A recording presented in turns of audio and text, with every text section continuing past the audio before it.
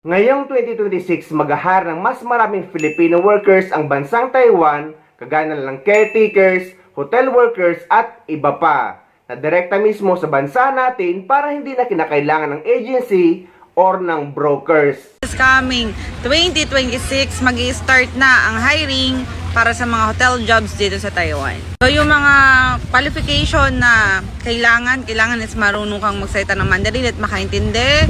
Tapos meron kang experience sa hotel. Tapos may certificate kayo ng NC2. Yun yung kailangan. Ang karaniwang certificate ng NC2, yung mga housekeeping, ganun. Yung hiring na to is under to ng government to government employment. Taiwan's Labor Ministry is getting ready to open its first overseas recruitment center. The office will open in the Philippines in the first quarter of 2026, with more under planning. The recruitment offices will help employers hire migrant workers directly instead of going through brokers. Taiwan has one of the lowest birth rates in the world and is dealing with the labor shortage across several industries.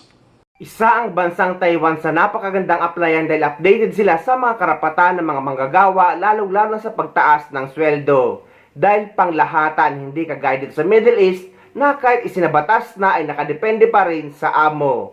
Kaya sa mga nasa Pilipinas ngayon ay mag-gather lang kayo ng mga skills sa TESDA na alam nyo magagamit nyo sa pag-apply nyo sa ibang bansa.